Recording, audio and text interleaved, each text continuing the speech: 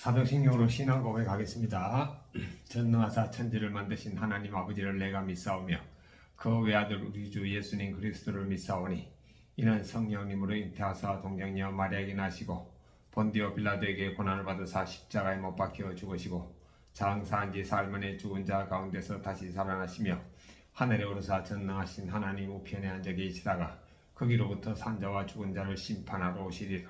성령님을 믿사오며 거룩한 공교회와 성도가 서로 교통하는 것과 죄를 사하여 주시는 것과 몸이 다시 사는 것과 영원히 사는 것을 믿사옵나이다. 아멘. 찬송가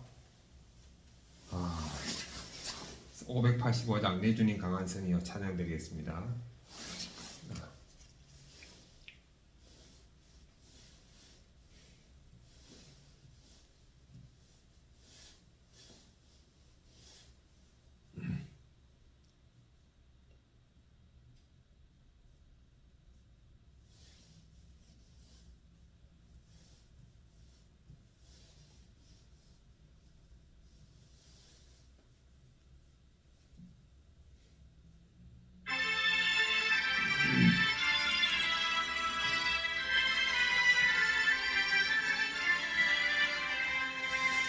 내 주님 강한 성이요 방패와 병기 되시니 고난란에서 우리를 구하여 내시리로다. 옛 원수 마귀는 이때도 힘을 써 모략과 권세로 무기를 삼으니 천하에 누가 당하랴. 내 힘만 의지할 때는 패할 수밖에 없도다. 힘있는 장수 나와서 날 대신하여 싸우네. 이 장수 누군가? 주 예수님 그리스도 만군의 주로다. 당할 자 누구랴? 반드시 이기리로다. 이 땅에 마귀들 끌어 우리를 삼키려 하나. 겁내지 말고 섰거라. 진리로 이기리로다. 신석과 재물과 명예와 생명을 다 빼앗긴데도 진리는 살아서 그 나라 영원하리라. 아멘. 아멘. 하나님의 말씀 마가복음 2장을 보겠습니다. 마가복음 2장 1절부터 마지막 절까지 같이 읽겠습니다. 수일리에 예수님께서 다시 가버나움에 들어가시니 집에 계시다는 소문이 들린지라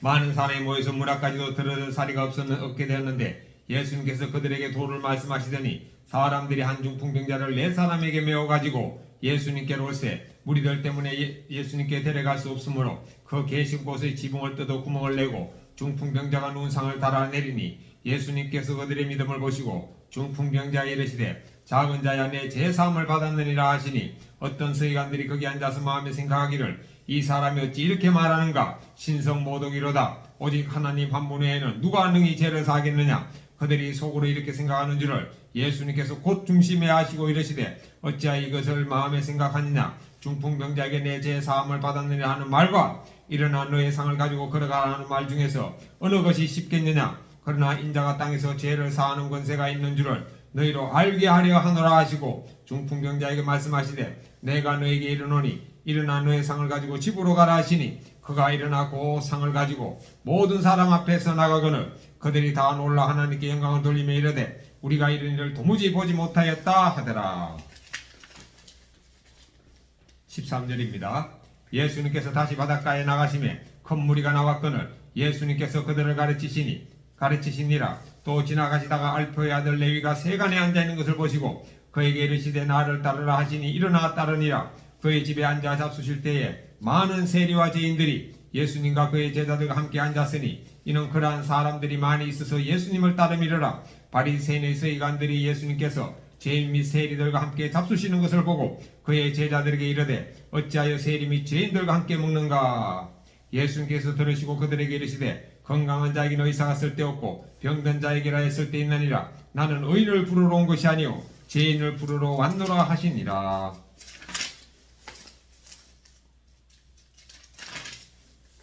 18절입니다. 요한의 제자들과 바리새인들이 금식하고 있는지라 사람들이 예수님께 와서 말하되 요한의 제자들과 바리새인의 제자들은 금식하는데 어찌하여 당신의 제자들은 금식하지 아니하나이까. 예수님께서 그들에게 이르시되 혼인집 손님들이 신랑과 함께 있을 때 금식할 수 있느냐. 신랑과 함께 있을 동안에는 금식할 수 없느니라. 그러나 신랑을 빼앗길 날이 이르리니 그날에는 금식할 것이니라. 생배 조각을 낡은 옷에 붙이는 자가 없나니 만일 그렇게 하면 기운 새 것이 낡은 그것을 당기어 헤어짐이 더하게 되느니라. 새 포도주를 낡은 가죽 부대에 넣는 자가 없나니 만일 그렇게 하면 새 포도주가 부대를 터뜨려 포도주와 부대를 버리게 되리라. 오직 새 포도주는 새 부대에 넣느니라 하시니라.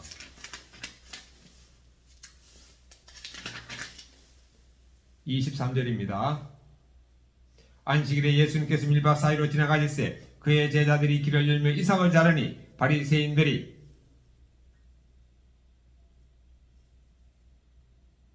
예수님께 말하되 보시오 저들이 어찌하여 안식일에 하지 못할 일을 하나이까. 예수님께서 이르시되 다윗이 자기와 및 함께한 자들이 먹을 것이 없어 시장할 때 한 일을 잃지 못하였느냐. 그가 아비 아들 제사장 때 대제사장 때 하나님이 전에 들어가서 제상 위에는 먹어서는 안 되는 진설병을 먹고 함께한 자들에게도 주지 아니하느냐. 또 이르시되 안식일이 사람을 위하여 있는 것이요 사람이 안식일을 위하여 있는 것이 아니니 이러므로 인자는 안식일에도 주인이니라. 아멘.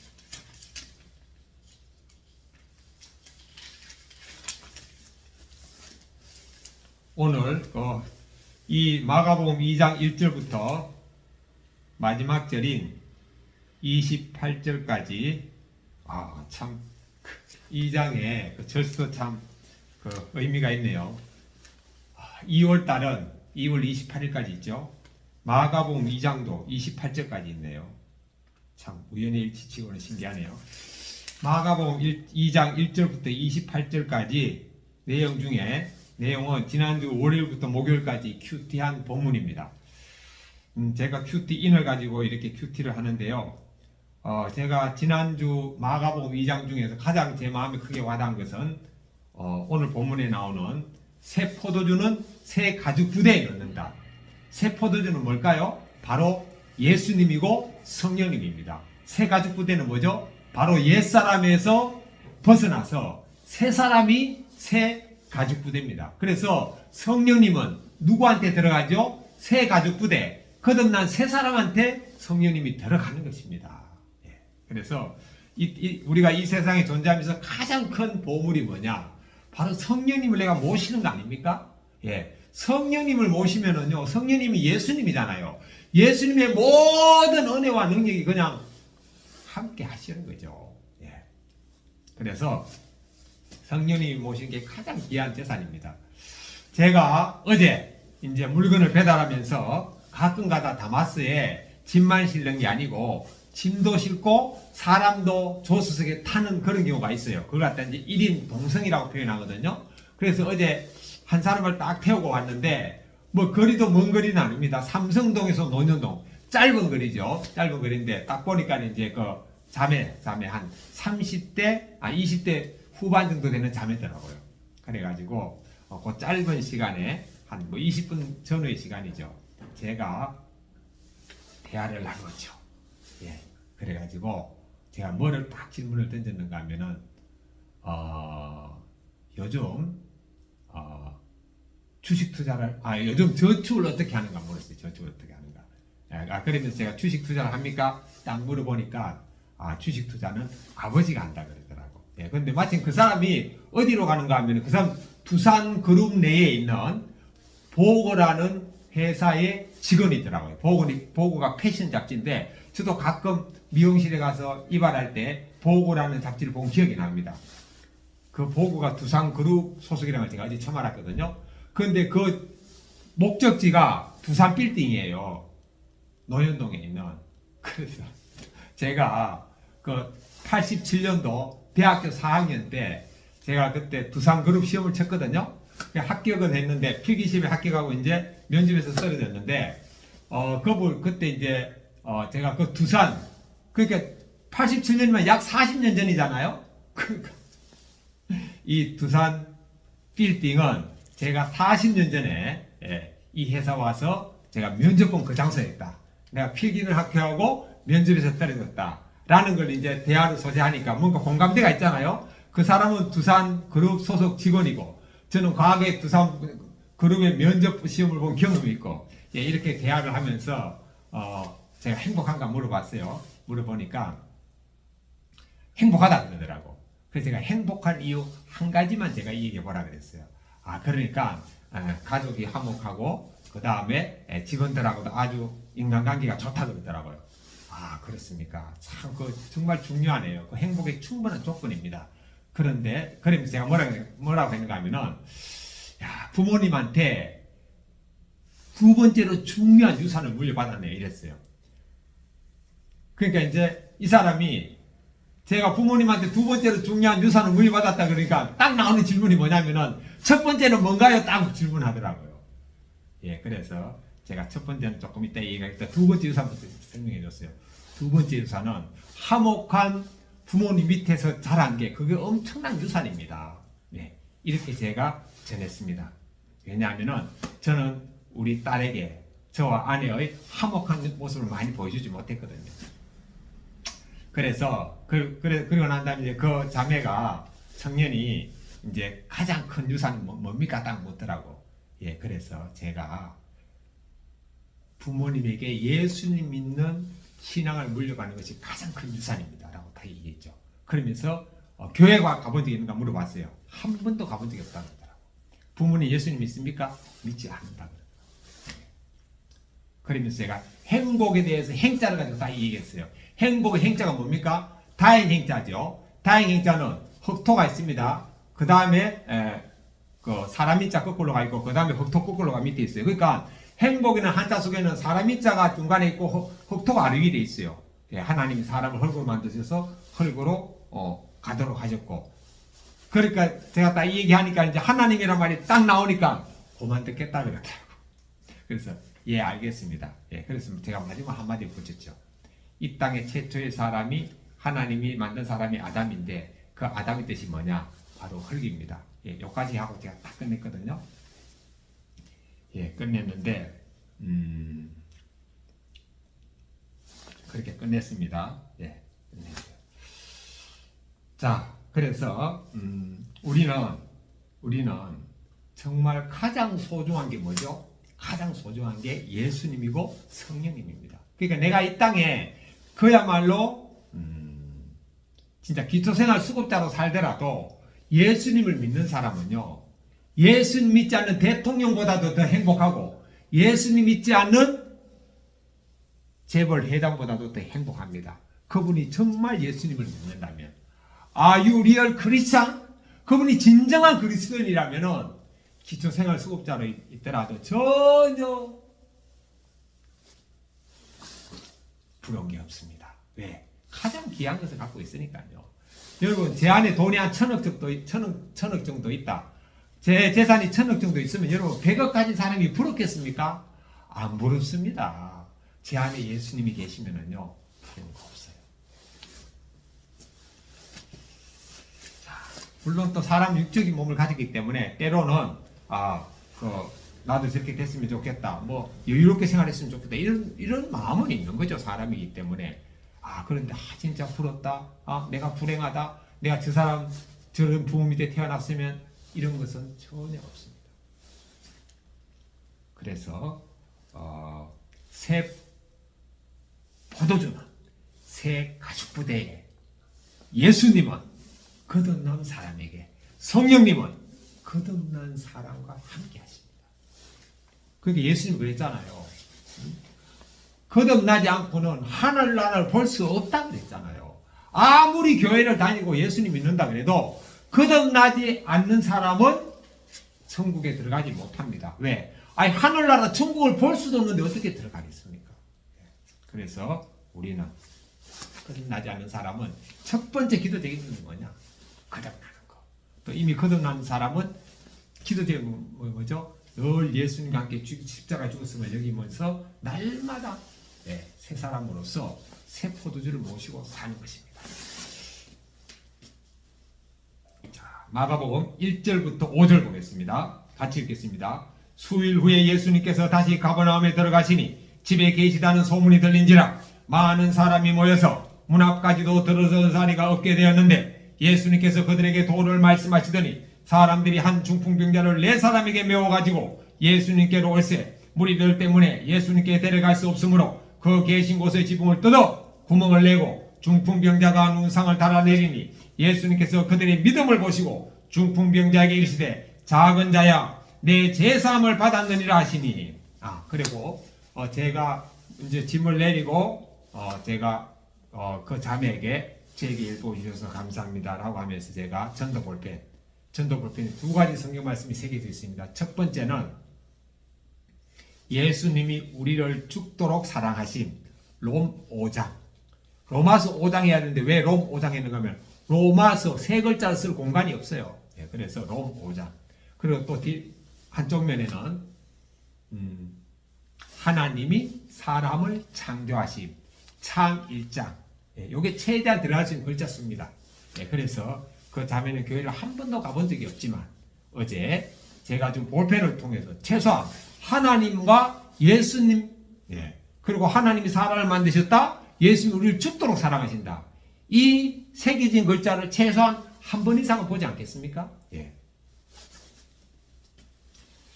자, 1절부터 5절까지 보면은 예수님이 그 병자들을 많이 고친다는 소문이 들리니까 한 중풍병자가 자기 아는 사람들하고 상의를 해가지고 예수님한테 가긴 가야 되는데 워낙 많이 밀려 있다 보니까 완전히 들어갈 수가 없는 거예요.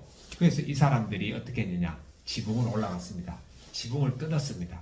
지붕을 뜯었다는 건 뭐죠? 여러분 한번 생각해 보세요. 지붕은 콘크리트라 가지고 지붕을 뜯을 수가 없죠. 그러나 그 당시는 콘크리트가 없었기 때문에 뭐 나무라든가 지프로 이렇게 지붕을 만들었기 때문에 흙으로 했기 때문에 그걸 뜯어낼 수가 있었던 모양이에요. 뜯어가지고 그 사람을 달아내리니까 얼마나 많이 뜯었겠어요.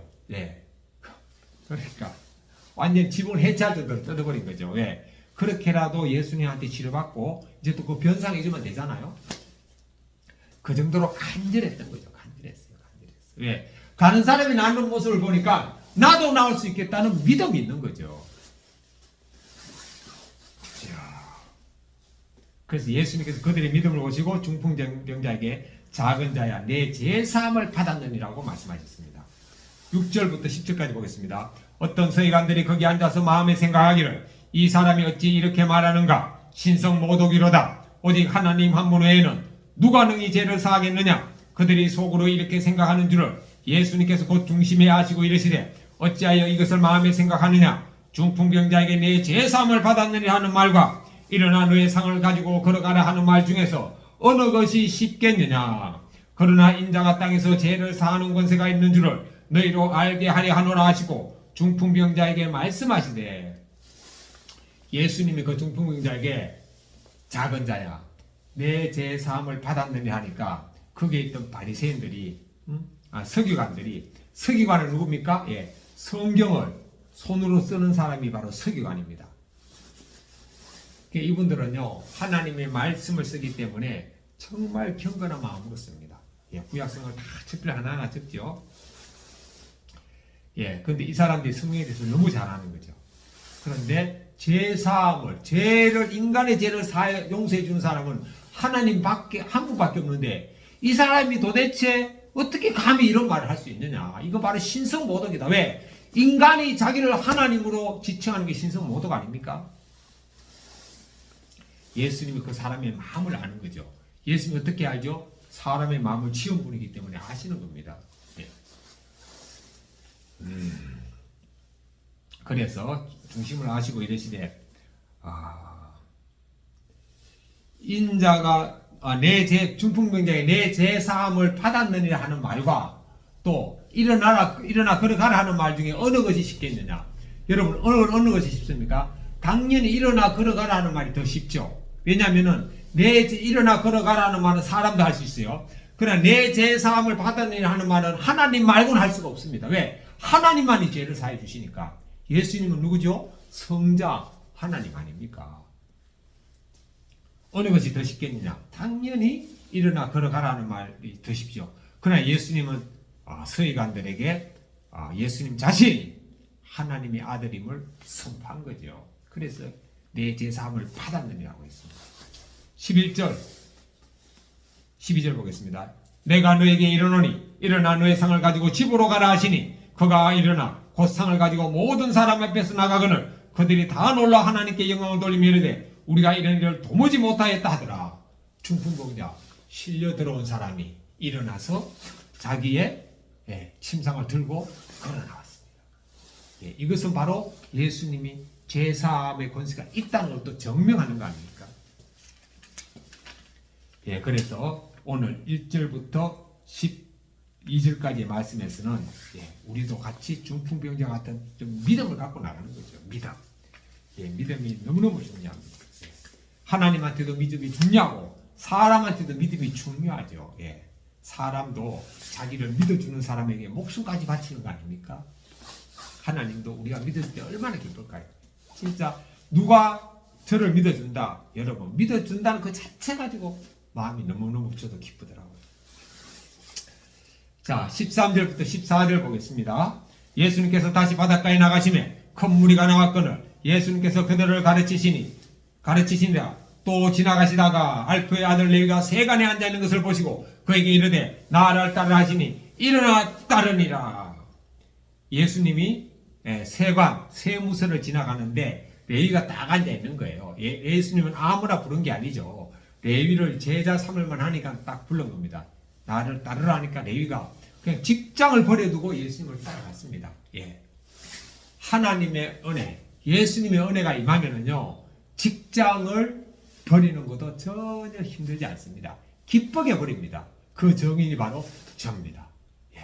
제가 직장을 2번을 가져봤거든요. 고등학교 졸업 맞고 난 다음에 그때 대구에 있는 동국무역이라는 회사에 들어갔는데 79년도에 입사했기 때문에 78년도에 입사했죠. 제가 78년도 졸업했기 때문에 78년도에 그때만 해도 우리나라에 이제 매년 10월달이 되면은 당시 대통령이 박정희 대통령이 수출의 날을 맞이해가지고 그 수출의 탑을 줬습니다. 1억 불 탈도 주고 10억 불 탈도 줬는데 그때 우리나라에 수출해서 1억 불 타는 회사 우리나라에 한 몇 개 안 됐어요. 그때 동국무역이 1억 불 탑을 받았습니다. 그 회사에 제가 이제 경리과 직원으로 근무했는데 그러다가 제가 이제 회사를 나오게 됐죠.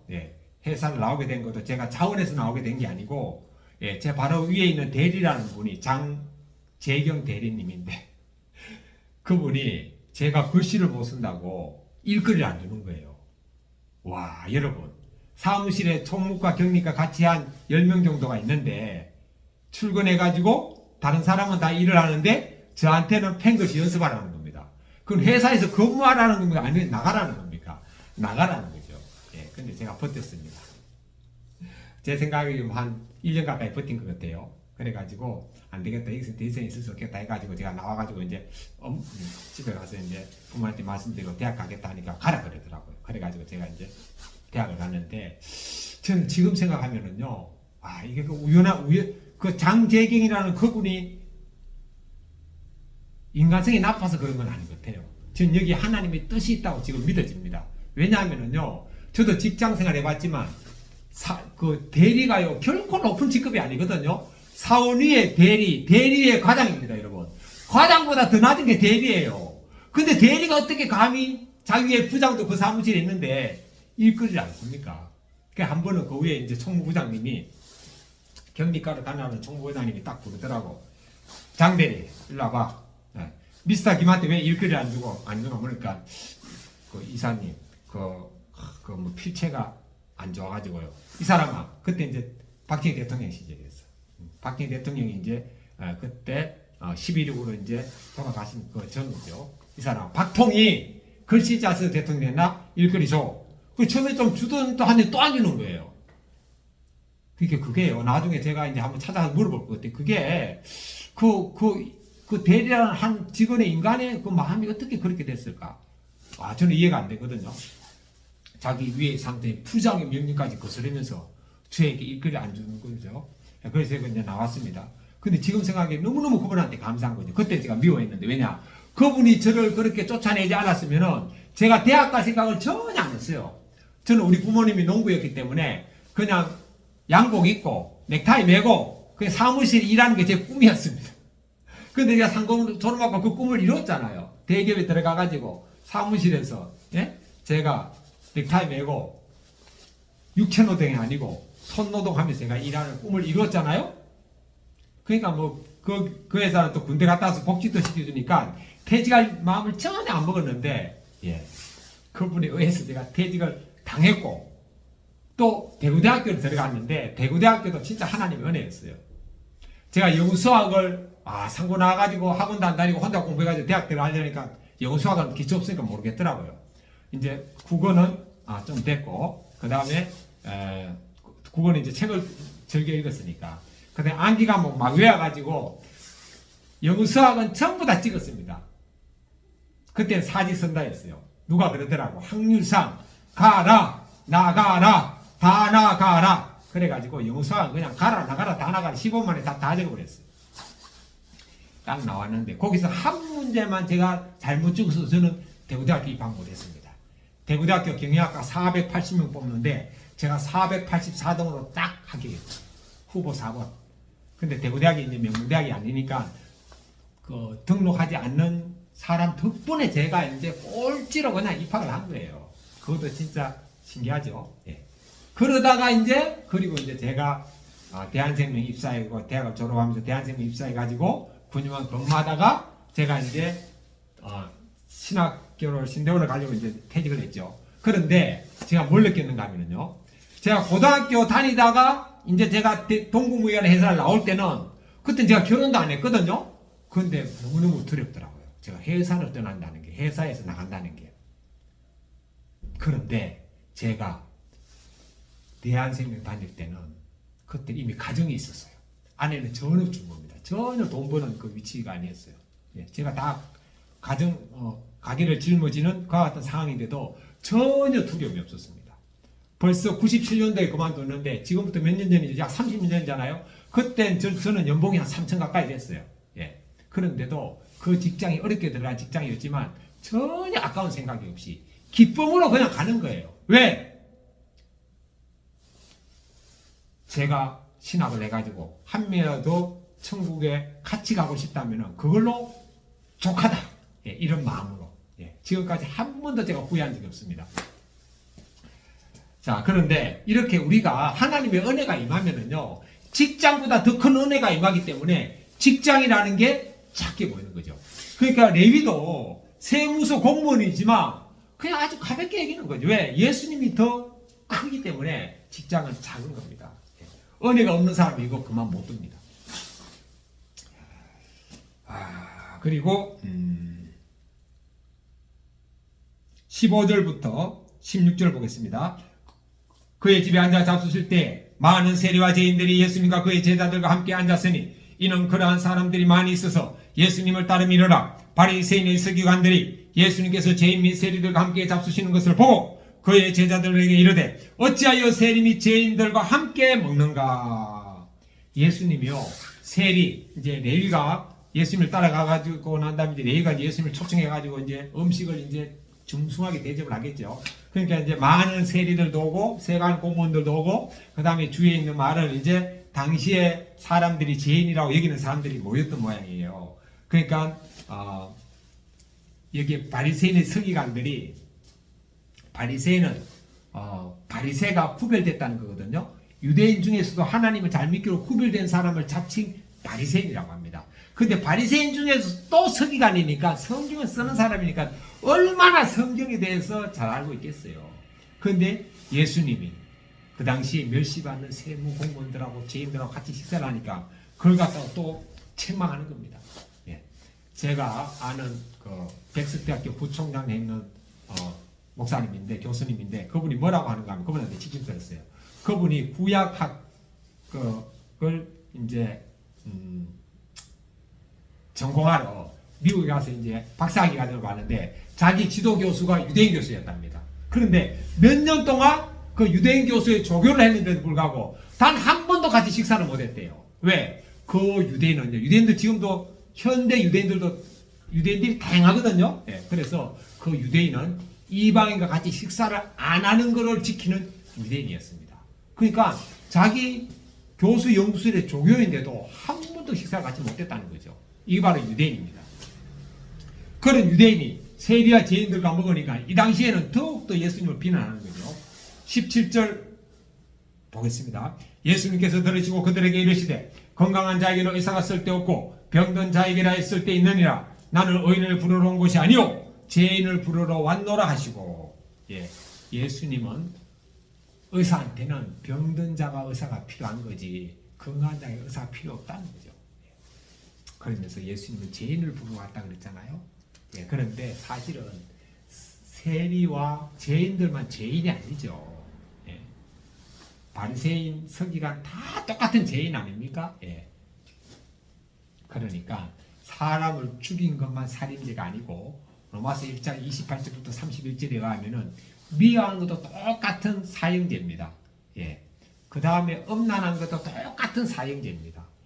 비방하는 것 똑같은 사형죄입니다. 요새 얼마나 많이 비방합니까? 우리나라 국민들이 국민의힘, 민주당 딱 갈라졌잖아요. 그래가지고 한쪽 편을 막 비방하잖아요. 저 같은 목사도 그렇고 기독교인들도 그렇고 회개합니다 지금. 그것도 다 사형에 해당하는 죄인 거죠. 예수님은 모든 사람이 죄인이기 때문에 모든 사람을 위해서 오신 거죠. 그런데 서기관들은 이게 눈이 가로막혀가지고 보지를 못합니다. 자, 18절 보겠습니다. 요한의 제자들과 바리새인들이 금식하고 있는지라 사람들이 예수님께 와서 말하되 요한의 제자들과 바리새인의 제자들은 금식하는데 어찌하여 당신의 제자들은 금식하지 아니하나이까? 이제 금식하는 사람들은 금식하지 않는 사람들을 좀 가볍게 볼 수가 있습니다. 사람들은 사람은 인간이기 때문에 자기가 했는데 상대방이 못하면 조금 무시하는 경향이 있어요. 참 교만이죠, 그것도. 19절부터 20절 예수님께서 그들에게 이르시되 혼인집 손님들이 신랑과 함께 있을 때에 금식할 수 있느냐? 신랑과 함께 있을 동안에는 금식할 수 없느니라. 그러나 신랑을 빼앗길 날이 이르리니 그날에는 금식할 것이니라. 예수님이 지금 나의 제자들, 예수님의 제자들은 신랑인 예수님과 함께 있다. 지금 잔치집에 와가지고 무슨 금식을 하느냐 이 뜻입니다. 그러나 신랑을 빼앗길 날이 있을 때 그때 필요할 때 금식한다는 거죠. 21절부터 22절입니다. 생배 조각을 낡은 옷에 붙이는 자가 없나니 만일 그렇게 하면 기운 새 것이 낡은 그것을 당겨 헤어짐이 더하게 되느니라. 새 포도주를 낡은 가죽 부대에 넣는 자가 없나니 만일 그렇게 하면 새 포도주가 부대를 터뜨려 포도주와 부대를 버리게 되리라. 오직 새 포도는 새 부대에 넣느니라 하시니라. 야, 참. 이 말씀에 대해서 제가 지난주에 새롭게 깨달았거든요.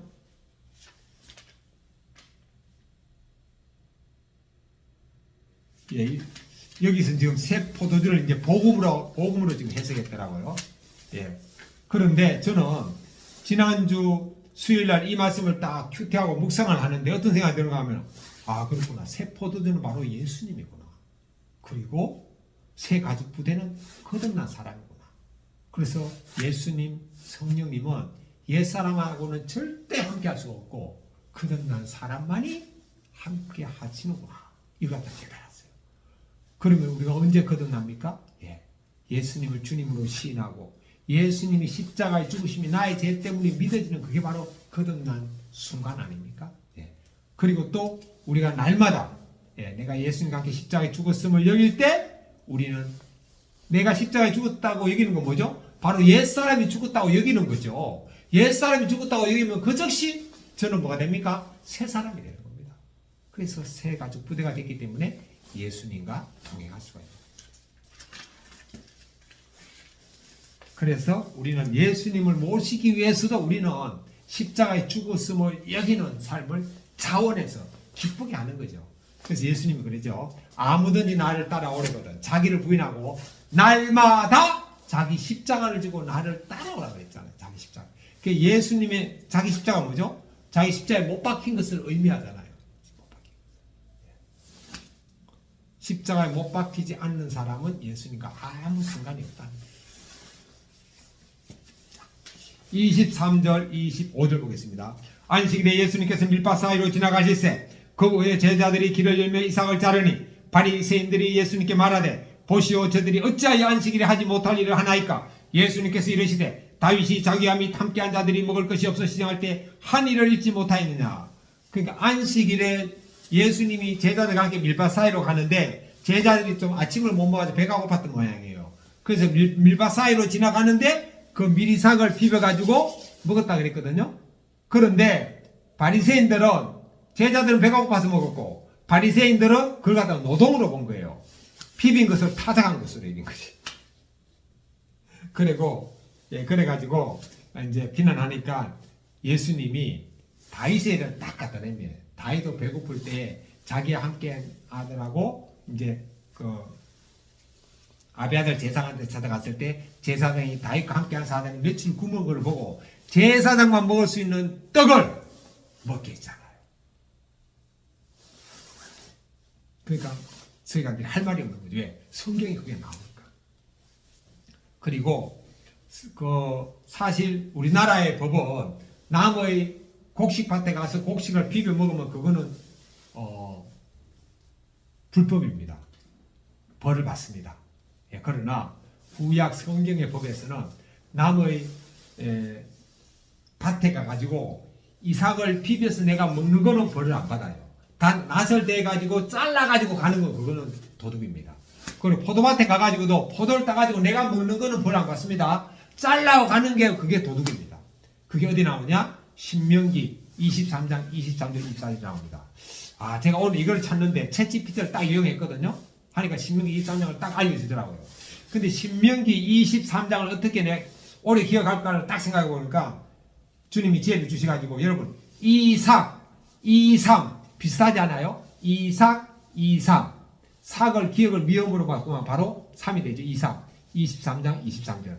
자, 우리 같이 읽어보겠습니다. 신명기 찾아보겠습니다. 23장 23절 보겠습니다. 신명기 23장 23절이 23장 24절 25절이네요. 그러니까 신명기 23, 24, 25 이렇게 보면 되겠네요. 신명기 23장에 그 다음 24, 25절이 나옵니다. 같이 읽어보겠습니다. 내 이웃의 포도원에 들어갈 때에는 마음대로 그 포도를 배불리 먹어도 되느니라. 그러나 그것에 담지는 말아라. 담아서 가져가지 말라는 거죠. 25절 내 이웃의 곡식밭에 들어갈 때는 내가 손으로 이삭을 따도 되느니라. 그러나 내 이웃의 곡식밭에 낫을 대지는 말지니라. 왜냐? 그 포도원의 주인이 있지만 그 포도원의 주인의 힘만으로 포도가 이삭이 열매 맺은 거 아니죠. 하나님 그 포도원의 주인도 노력했지만 하나님께서 하늘에 햇빛을 주시고 비를 주셔가지고 바람을 주셔가지고 이삭을 포도를 자라게 했기 때문에 하나님의 몫이 있다는 거예요. 그러니까 나그네가 가가지고 이삭을 따먹는 것은 그들은요 그 곡식밭의 주인의 이삭을 따먹는 게 아니고 그 밭에 있는 하나님의 몫을 따먹는 겁니다. 왜? 하나님은 모든 사람의 아버지니까. 그러나 하나님도 딱 정해놓은 게 뭐냐? 그 대신 가져가지는 말하는 거죠. 고기 있으면 먹으라는 거죠. 그래서 저도 이제 이런 생각을 할 때가 있습니다. 저도 이제 목사할 나이가 이제 한 5년 정도 남았는데요. 6.1년이기 때문에 이릉이 한 5년 남았죠. 5년 남았는데 시골에 밭이 한 260평이 지금은 푹 놀고 있습니다. 완전히 안식을 누리고 있어요. 260평에 뭐 과일나무 심고 이거 적은 게 아니거든요. 예, 그래가지고 또 제 외사촌 동생이 과수를 하기 때문에 그 외사촌 동생한테 전장에도 좀 배우고 그 나무도 좀 심고 해가지고 좀 여러 종류의 과일을 나무를 해놓고 팻말에 하나 딱 붙여놔야지. 이곳에서 와가지고 과일을 먹는 것은 자유입니다. 단 탐아가면 안 됩니다. 그래서 신명기 말씀을 딱 적어놓으면은 예수님 믿지 않는 사람들도 딱 보고 하나님 이런 법을 만드셨구나 라고 하지 않겠습니까? 예. 지금은 그런 꿈을 갖고 있습니다. 자, 그 다음 이삭은 신명기 23장이다. 그리고 이삭 먹지 마라, 포도 먹지 마라는 23장 다음에 24, 25절이 나온다는 거죠. 26절입니다. 그가 아비아달 대제사장 때 하나님의 전에 들어가서 제사장 외에는 먹어서는 안 되는 진설병을 먹고 하나님 앞에 진설은 베풀었다는 거거든요. 하나님 앞에 드려진 떡을 말합니다. 진설 떡을 먹고 함께한 자들에게도 주지 아니하느냐. 또 이르시되 안식일이 사람을 위하여 있는 것이요 사람이 안식을 위하여 있는 것이 아니니 그러므로 인자는 안식일에도 주인이라. 성경에는요 안식일은 여호와의 날이라 그랬죠. 근데 따라서 안식일의 주인은 누구죠? 여호와 하나님입니다. 근데 예수님은 안식일의 주인이라고 했잖아요.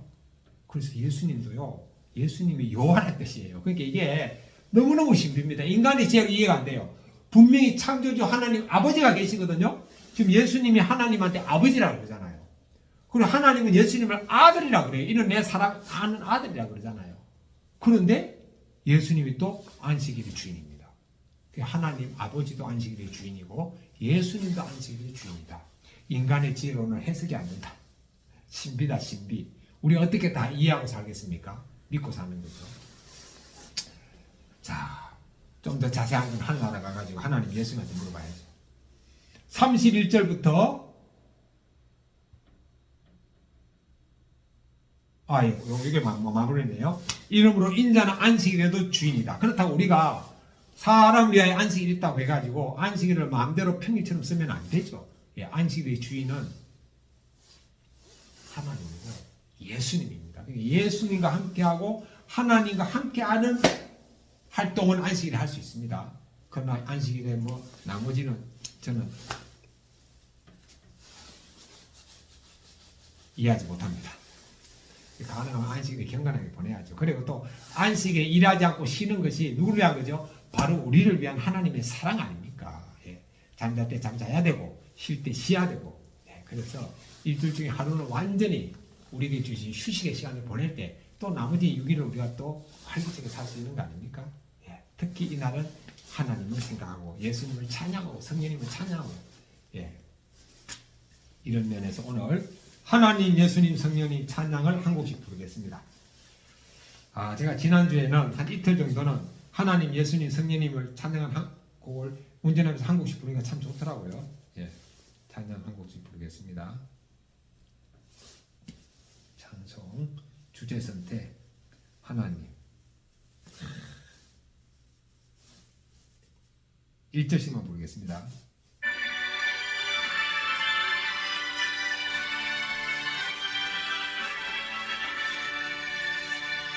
거룩 거룩 거룩 전능하신 주님 이른 아침 오래전인 찬송합니다.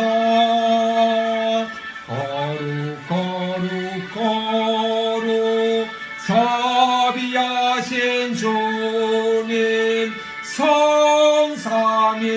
성삼위일체 우리 주로다. 아멘. 예수님 찬양 하나 부르겠습니다. 성자 예수님.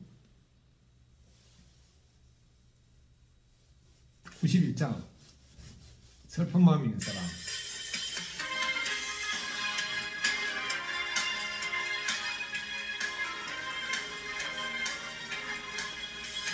슬픈 마음 있는 사람 예수님 이름 믿으면 영원토록 변함없는 기쁜 마음 얻으리. 아멘. 예수님 이름은 세상의 소망이요, 예수님 이름은 천국의 기쁨일세. 아멘. 성령님 찬양 하나 부르겠습니다. 성령님 찬양. 이 기쁜 소식을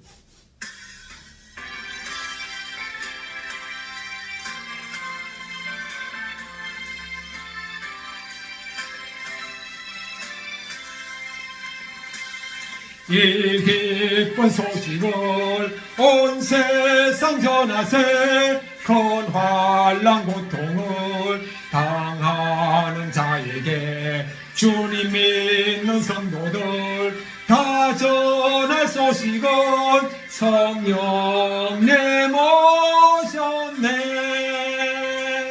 성령님 오셨네. 성령님 오셨네. 내 주님 보내신 성령님 오셨네. 이 기쁜 소식을 온 세상 전하세. 성령님 오셨네. 아멘. 기도하겠습니다. 하나님 아버지, 오늘 마가복음 2장을 통해서 하나님께서는 믿음을 말씀하셨고 또한 새 부대에 새 포도주가 들어갈 수 있다고 말씀하셨습니다. 아버지 하나님, 오늘도 새 포도주인 성령님을 모시기 위해서 새 부대인 거듭난 사람으로 살아갈 수 있도록 도와주시옵소서. 이제는 우리 주 예수님 그리스도의 은혜와 하나님 아버지의 크신 사랑하심과 성령님의 교통하심이 저와 이 말씀을 듣는 모든 사람들 위에 함께 있을지어다. 아멘. 감사합니다.